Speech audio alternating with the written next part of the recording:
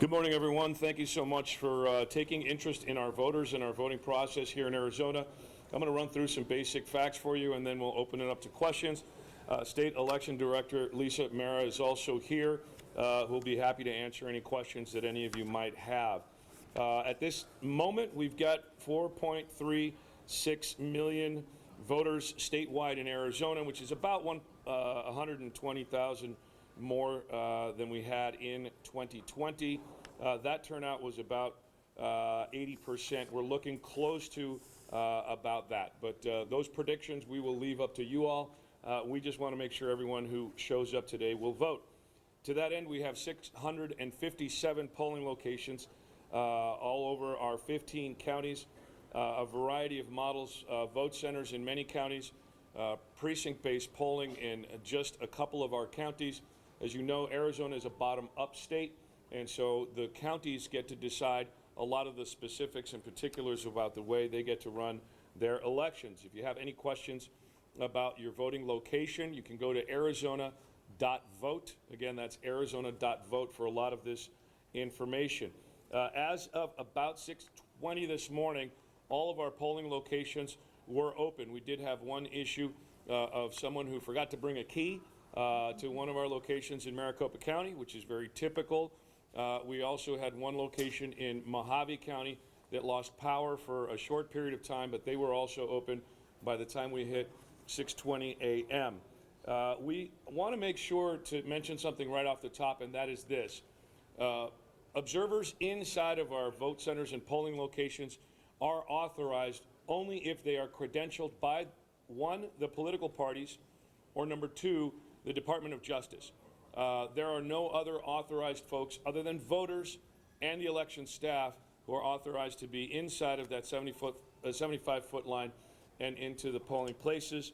And we also want to mention very briefly, we've had, as of about half an hour ago, we've had 8 calls to our office.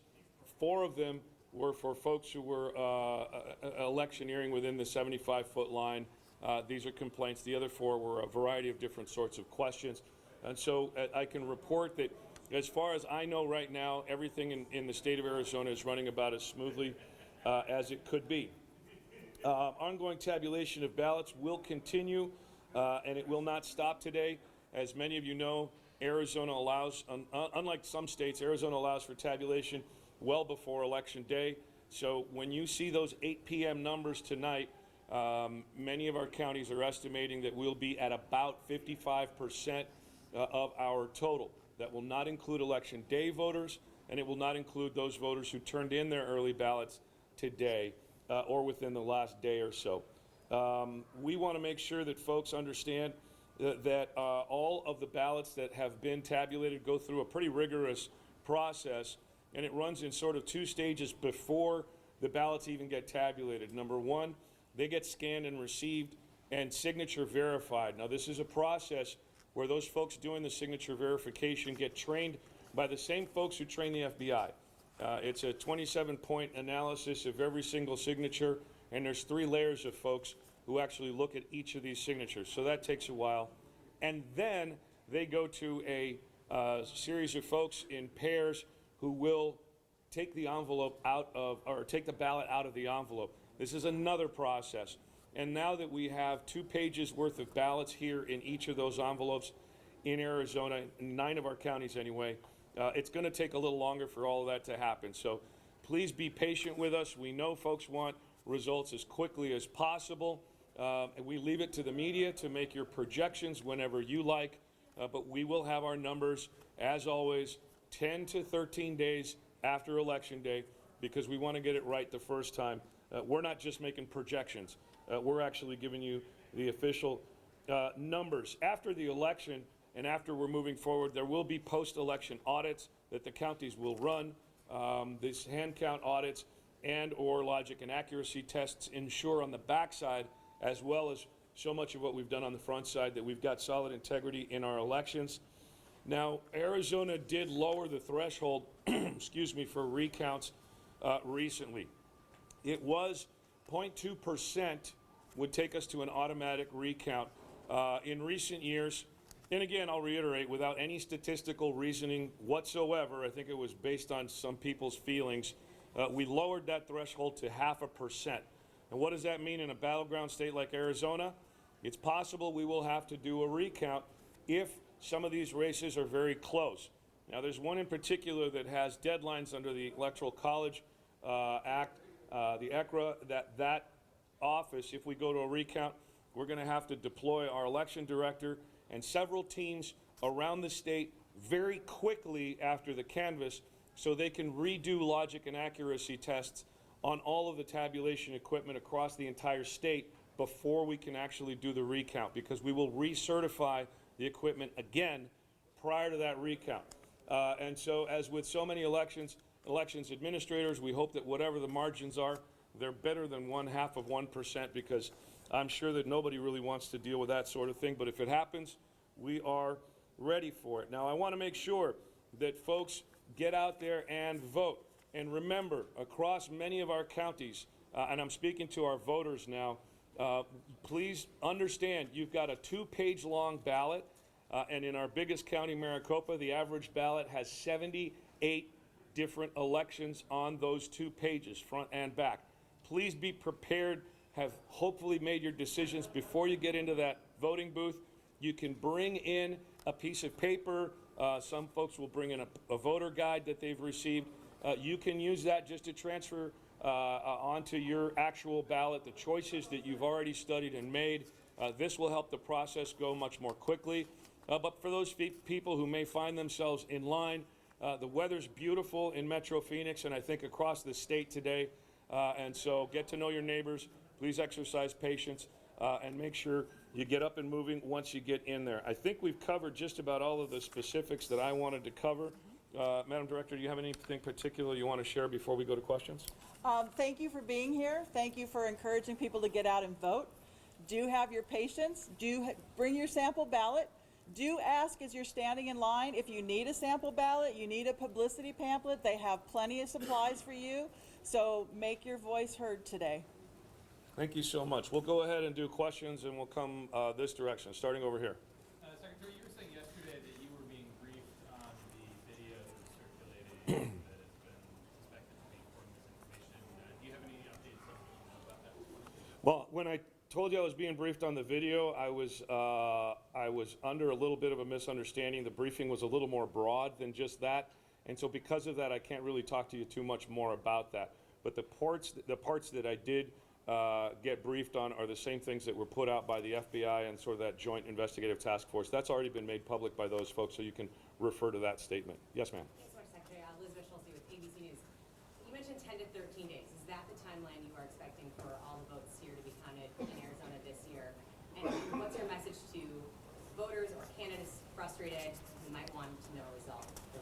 Well, 10 to 13 days is as usual, right? And that's for our official numbers. Now, if the media and the folks who do these sorts of things want to make their projections sooner, that's fine.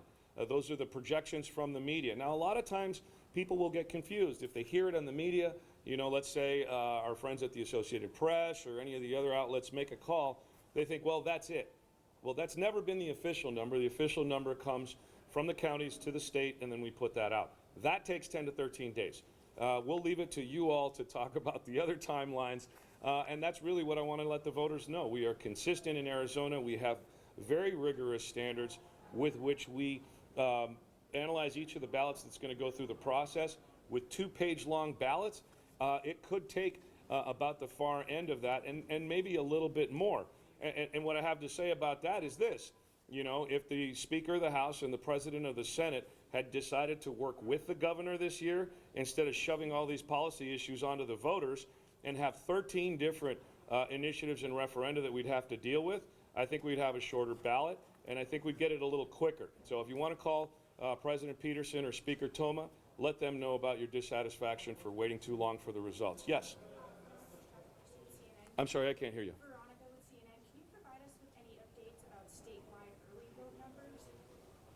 Statewide early vote numbers are still being compiled at this time.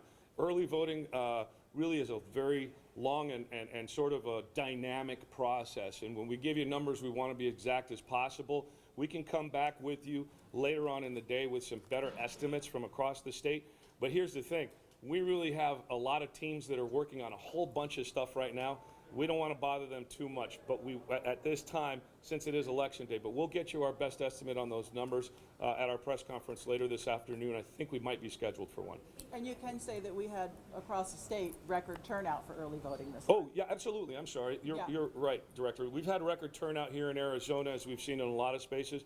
I think we beat 2020 already, which is a really great thing for our voters. It means that they're excited, they're participating heavily, and that's a very good thing. It's a lot of work, but it's work that we're happy to do.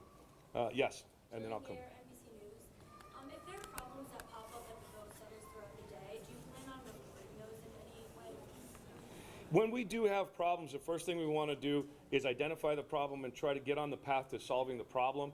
We don't want to really kind of bring a lot of attention to something if we want to make sure to get it solved for the voters first. They are our priority. That having been said, when we do identify issues, I think you've seen my administration constantly bring things forward that might be uncomfortable, and so we will be as transparent as possible through the day, but it really depends on the circumstance and how close we are to resolving those things.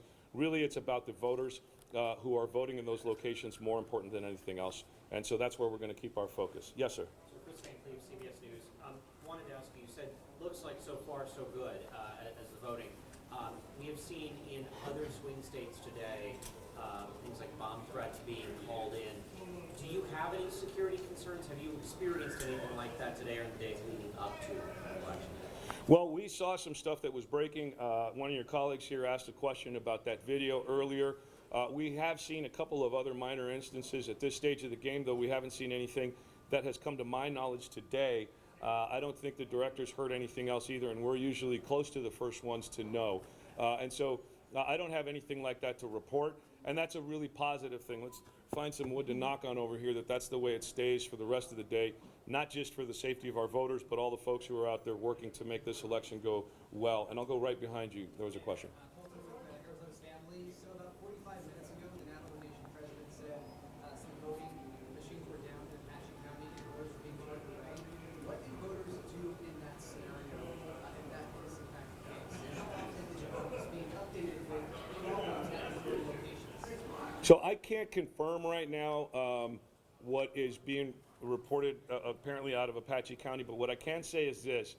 If in fact you do have a circumstance as a voter at a polling location in Arizona, don't go away and don't let anybody outside of that space turn you away. And our poll workers should be hoping that folks can either stay there and vote or redirect them to a vote center nearby, which is the best protocol. But folks can always just hang tight for a while. Usually the elections officials can deal with issues pretty quickly.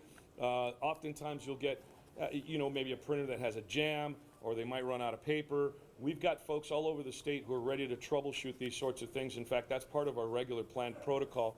So if we do, we'll definitely check into Apache County and what's going on up there. I don't have any personal knowledge to confirm what you're asking about, but we'll get there.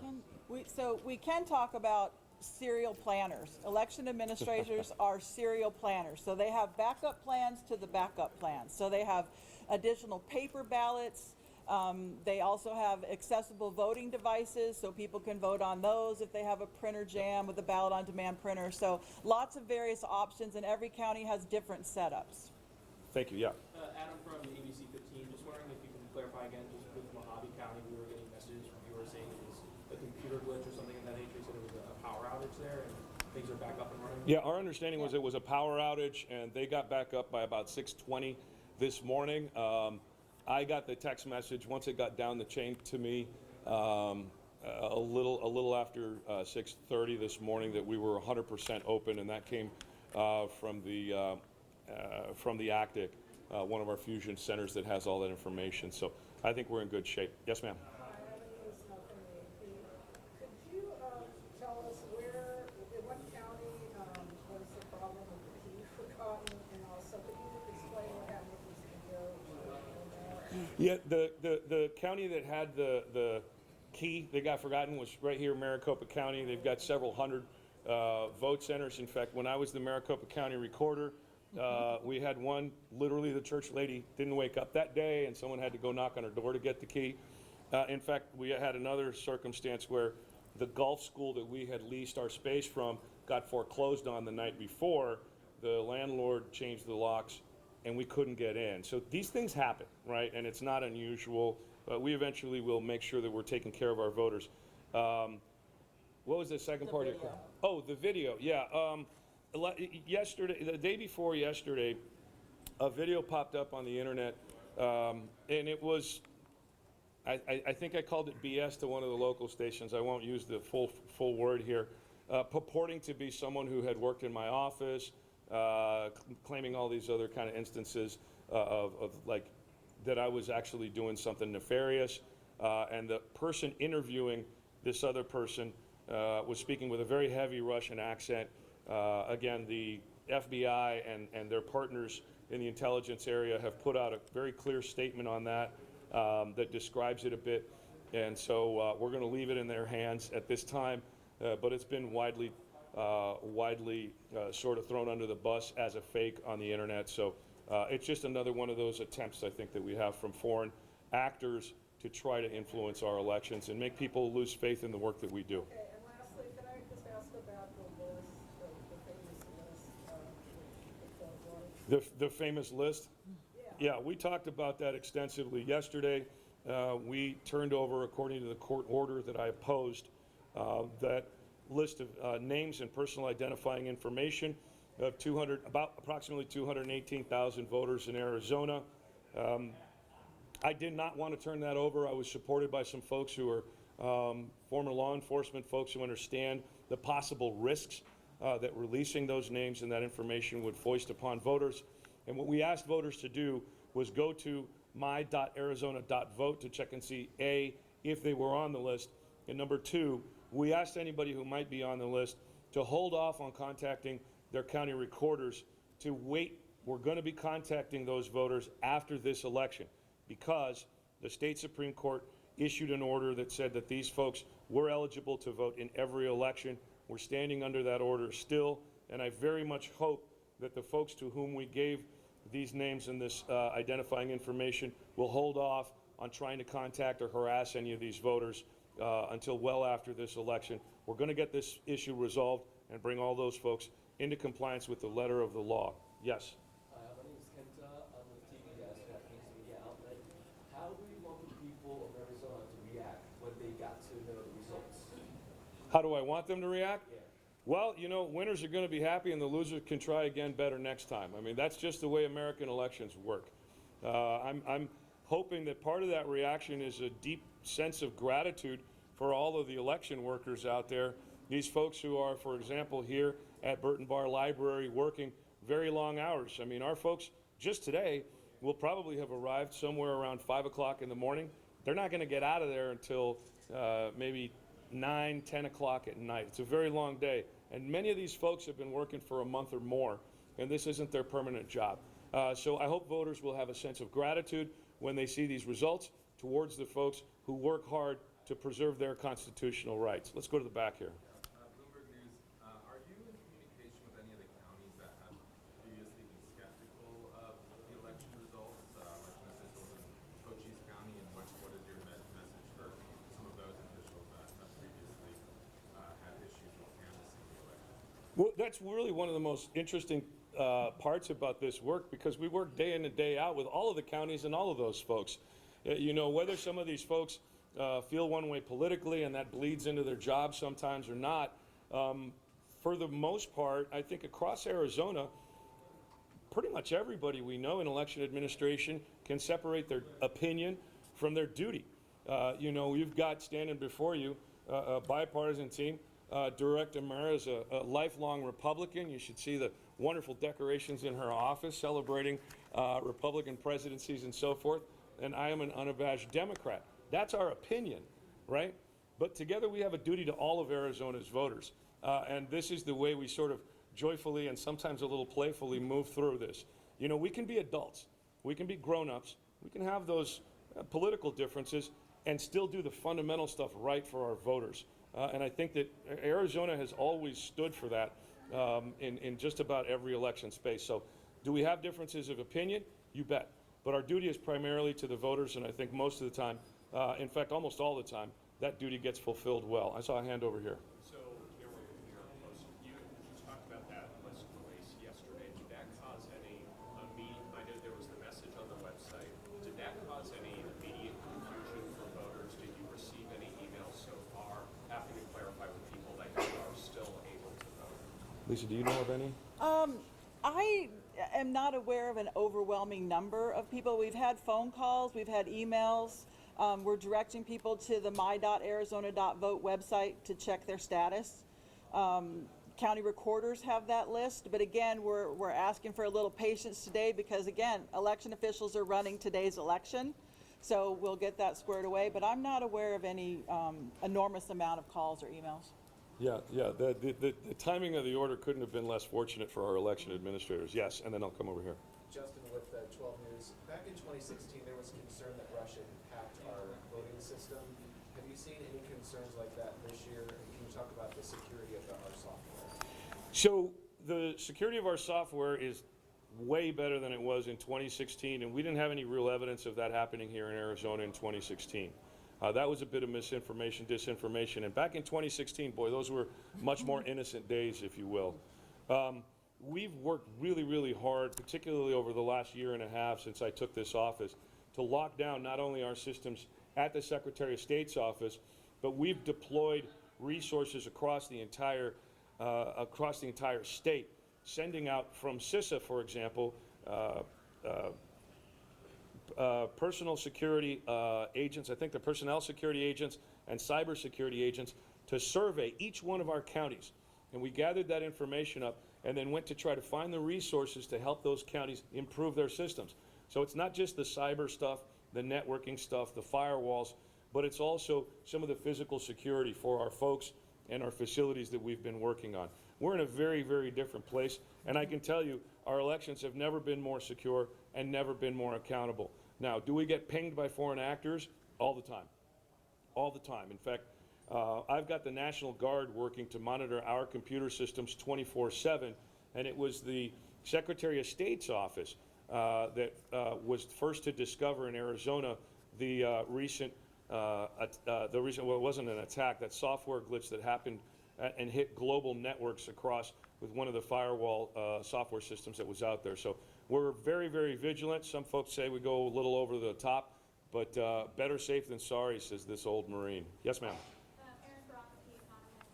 Regarding election observers, have you heard anything about people without credentials at polling locations or the tabulation center? Is that something that you're worried about throughout the day?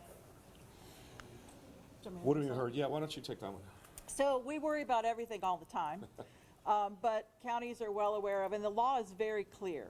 Authorized political party observers that have to be credentialed, and Department of Justice. The Department of Justice is here visiting 4 counties. The Department of Justice always send observers.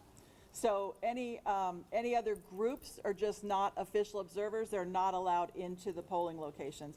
We are getting a few reports that there are some groups, and I say groups lightly, 2 or 3 people that say they're observers, but they can't go within that 75-foot line.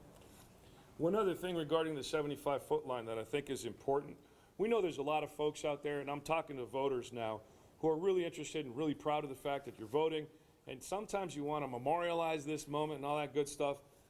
Please understand, it's against the law to be photographing or recording inside of your polling places. And so if you want to memorialize the moment, get outside the 75-foot line, take your selfie, and then go in and vote. Not only do we want to protect the process, but the privacy of the other voters and our staff that are engaged in this process. It is a public process, but we do want to maintain some order in there. So thanks for asking that question about our polling places. Yes, ma'am. Jessica with 19 News. Do you have any issues with eliminating more staffing sites, or what does staffing look like today? Yeah, that's one of the great things about Arizona. We are bottom up, and so it's the counties that are really charged with all of this. We give them a lift whenever we can. And we really actually haven't had that many issues this year. In fact, even with the loss of so many elections officials over the last couple of years, folks are coming to us understanding the nature of the work, understanding the possible issues that can arise with that, eyes wide open. And they're motivated to do good stuff. Yeah, Arizona, people are passionate about elections here. And so I'm not aware of any counties really having any difficulty filling poll worker spots. And anybody who's a first-time poll worker, it becomes addicting. And then they just come back year after year. All right, we'll do one or two more real quick, and then they're going to swoop me out of here. As soon as I say that, nobody raises their hand. That's awesome. Okay, we'll call it for this morning. If something does arise, however, I want to let everybody know our communication department will contact you all, and we will assemble as quickly as possible to make sure that we get as much information out to you as we can. Thank you so much, everybody. Have a great morning, and make sure you're in line and have your decisions ready to go if you're a voter out there. Thanks, everybody. Thank you. Mention you may have another press conference, or you are having another one? I'll let Aaron take care of that one. We'll Thanks, do some updates throughout the day.